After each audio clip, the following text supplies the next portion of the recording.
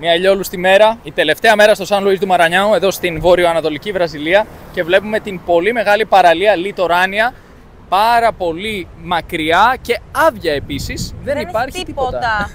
Είναι πάρα πολύ μακριά. Είχαμε μείνει στο παρελθόν κάπου εκεί στο βάθος σε ένα ξενοδοχείο και αυτή τη στιγμή δεν έχει κανέναν εδώ. Ναι. Έχει πάρα πολύ ζέστη. Έχει και άνεμο αυτή τη στιγμή. Ναι, είναι ένας συνδυασμός που σκοτώνει κυριολεκτικά, άμα δεν προσέξουμε, γιατί φυσάει και δεν το καταλαβαίνεις, αλλά ταυτόχρονα έχει και 34-36 βαθμούς Κελσίου. Μπορεί να σε χτυπήσει και λίγο στο κεφάλι ο ήλιος. Εμένα κυριολεκτικά αυτή τη στιγμή μου δημιουργεί ένα θεματάκι, γιατί το καπέλο μου είναι ανοιχτό από πάνω. Πάρεις αυτό. Λες, εντάξει, θα το αλλάξουμε σε λίγο. Προς το παρόν είμαι εντάξει και έτσι. Περπατάμε για να πάμε στην τράπεζα βασικά, γιατί έχω ένα θέμα. Έχασα μια κάρτα που είχα εδώ στη Βραζιλία, από το λογαριασμό μου, και του ζήτησα να μου στείλουν μια καινούρια. Εδώ με τη γραφειοκρατία της Βραζιλίας έπρεπε να διαλέξω το συγκεκριμένο κατάστημα τραπεζικό όπου θα μου στείλουν την κάρτα, γιατί δεν έχουμε διεύθυνση εδώ. Δηλαδή θα ήταν δύσκολο τέλος πάντων να πάμε σε σπίτι να την πάρουμε, και περπατάμε. Επί τη ευκαιρία είπαμε να ρίξουμε μια ματιά στην παραλία. Βλέπουμε ότι είναι άγρια η θάλασσα εδώ, δεν κολυμπάει κανείς. Είναι άδεια εντελώς η παραλία, δεν έχει ούτε καν τις λεγόμενες μπαχάκας, δηλαδή ας πούμε κάποιους πλανώδεις πολιτές που συνήθως έχουν ένα πάγκο, ένα stand που πουλάνε ποτά και φαγητά στην παραλία, και δεν υπάρχουν ούτε καρέκλες, ούτε stand, ούτε τίποτα. Απολύτως τίποτα. Είναι από την άλλη μεριά όμως αυτά.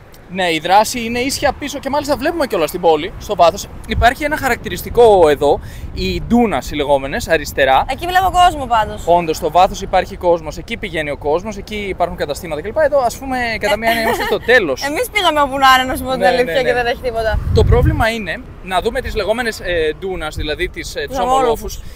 Εκεί χωρίζουν, ας πούμε, την παραλία από την υπόλοιπη πόλη, και έτσι εμείς δεν μπορούσαμε να έρθουμε στην παραλία περπατώντας τουλάχιστον. Έπρεπε να κάνουμε ένα τεράστιο κύκλο. Και επειδή το σπίτι, μάλλον το ξενοδοχείο μας, βρίσκεται ακριβώς πίσω από τους αμολόφους, έπρεπε να περπατήσουμε, και φτάσαμε εδώ σε αυτό το δρόμο που βρίσκεται στο αριστερό μας χέρι, και κατεβήκαμε εδώ και βρεθήκαμε στο τέρμα της παραλίας.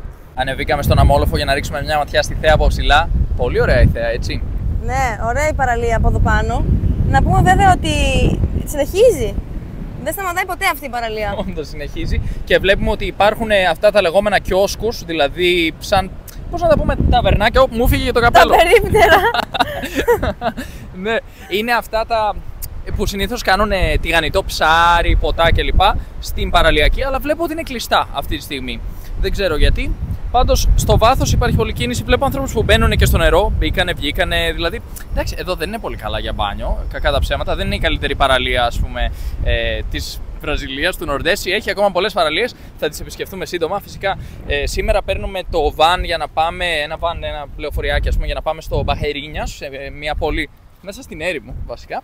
Και στη συνέχεια, την επόμενη μέρα, δηλαδή αύριο, πάμε σε μια πόλη που λέγεται Ατσίνς, ένα χωριουδάκι βασικά στην παραλία, και εκεί θα είναι πολύ ωραία η θάλασσα. Και θα χαλαρώσουμε λίγο, γιατί τελευταία αλλάζουμε πολύ συχνά διαμονές. Ναι. Εκεί θα χαλαρώσουμε, θα μείνουμε μια εβδομάδα. Επιστρέφουμε στο αρχικό πλάνο, γιατί πλέον αλλάζουμε ένα μέρα σπίτι. Έπρεπε να βιαστούμε λίγο για να προλάβουμε εδώ τα δρόμενα του Νορντέσι κλπ. Θέλαμε να βιαστούμε, να περάσουμε γρήγορα από τον νότο της Βραζιλίας, που έχει λίγο κρύο ακόμα, δεν ήταν ιδανικός ο καιρός. Και θέλαμε όμως επίσης να μπούμε στη Βραζιλία, να πάμε να επισκεφθούμε την ελληνική κοινότητα στο Πόρτο Αλέγκρε, που μας άρεσε πολύ που την επισκεφθήκαμε. Και το είχαμε πει ότι θα πάμε. Το είχαμε υποσχεθεί. Αλλά επίσης να πούμε ότι μέσα στο πλάνο μας βγήκε και πιο οικονομικά, γιατί τα εισιτήρια, αν παίρναμε κατευθείαν, ας πούμε, από το Μοντεβιδέο να πετάξουμε εδώ, θα ήταν δύσκολο. Ας πούμε, ήταν πανάκριβο. Ήταν τιμές $400 νομίζω. Ναι, ήταν τέλος το άτομο. Ναι. Ήταν, ας πούμε, διπλάσιες οι τιμές των αεροπορικών, ενώ έτσι και εξοικονομήσαμε κάποια χρήματα από τα μεταφορικά, και ταυτόχρονα εξερευνήσαμε και κάποια μέρη. Επισκεφθήκαμε κάποια μέρη που δεν είχαμε επισκεφθεί. Το Καζίνο, η πόλη με τη μακρύτερη παραλία. Η μακρύτερη παραλία, και τη Σπιταρώνα που μείναμε. Το κελεπούρι εκείνο. Το οποίο θα μας μείνει αξέχαστο. Το θυμάμαι και γελάω αυτό το σπίτι. Πρέπει να έχεις πολύ θάρρος ή θράσος, δεν ξέρω, για να κάνεις εκείνο το σπίτι Airbnb. Πάντως, εντάξει. Καλά περάσαμε. Θα περάσουμε. Έχουμε και ένα περιπολικό εδώ. Περνάνε πολλά περιπολικά γενικά. Αυτό είναι πατρολαμέντο, πώς το λέει, Πολυσία, Χοντοβιάρια, Σταντουά. Είναι, πώς να το πούμε, του δρόμου. Ασφάλεια. Η τροχέα, είναι τροχέα. Αυτό όχημα της τροχέας. Πολύ ενδιαφέρον ότι είναι έτσι τόσο μεγάλος. Τέλος πάντων, προχωράμε για να βρούμε την τράπεζα, το υποκατάστημα της Santander, όπου ελπίζω να έχει φτάσει η κάρτα που θα μου αντικαταστήσουν. Όχι τίποτα άλλο, θα έλυγε κιόλας η προηγούμενη. Νόμιζα ότι την έχασα, τη βρήκα μετά στο πορτοφόλι. Πάμε να πάρουμε αυτή την κάρτα, και στη συνέχεια θα κάνουμε μια τελευταία βόλτα στην πόλη, και μετά θα πάμε στο ξενοδοχείο να πάρουμε μάλλον να περιμένουμε να μας παραλάβει το βαν. Θα έρθει να μας πάρει από εκεί το βαν. Από το ξενοδοχείο. Από το ξενοδοχείο, φυσικά. Ναι. Μάγκο. Έχει μάγκο. Ή όχι. Ναι, νομίζω είναι, ναι. Μάγκο. Ναι, αυτό είναι, μπράβο. Γιατί και στην Κολομβία είχε αρκετά τέτοια δέντρα γύρω από εκείνο το σπίτι που το ονομάζουμε Κήπο της ΕΔΕΜ. Πολύ ωραίο. Εμείς το λέμε Κήπο της ΕΔΕΜ γιατί ήταν παραδεισένιο. Έχει χαθεί πλέον κάτω-κάτω, δεν ανεβαίνουν στο YouTube. Στον αλγόριθμο εννοείσαι. Τι είναι αυτά, φρούτα. Ναι, δεν ξέρω τι όμως. Ναι, τι έλεγες? Ναι, έλεγα ότι το YouTube διατηρεί τα πάντα εκεί. Μπορεί κάποιος να παρακολουθήσει ένα βίντεο μετά από χρόνια χωρίς κανένα πρόβλημα. Η ποιότητα δεν χαλάει, ενώ στο Facebook και μάλλον και στο Instagram, δεν ξέρω, δεν έχω ελέγξει εκεί. Χαλάει η ποιότητα. Τα θάβει ο αλγόριθμος, δεν μπορείς να τα βρεις, γίνεται λίγο πανικός. Οπότε, αν κάποιος θέλει να τα δει, καλύτερα να μπαίνει στο YouTube να βλέπει τα παλιά βίντεο. Ήρθαμε στην τράπεζα, τέλεια. Κάναμε τη δουλειά, αλλά αυτό που μου έκανε εμένα εντύπωση ήταν το σύστημα για να μπούμε.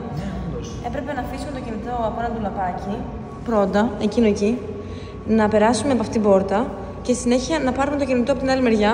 Και αυτό είναι γιατί έχει ανιχνευτεί μετάλλων. Ναι, έχει ανιχνευτεί μετάλλων και το κινητό μπορεί να τον επηρεάσει τον ανιχνευτεί. Πρέπει να αφήσει και τα κλειδιά σου εκεί. Εμείς δεν είχαμε κλειδιά βέβαια. Δεν έχουμε καν σπίτι. Οπότε περάσαμε έτσι και μετά πήραμε το κινητό από μέσα. Αφού περάσαμε μέσα από αυτό τον ανιχνευτή μετάλλων. Το κάνουν προφανώς για να μην πει κάποιος με όπλο και δημιουργήσει προβλήματα στην τράπεζα. Αλλά ενδιαφέρον. Πρώτη φορά το βλέπω αυτό το σύστημα.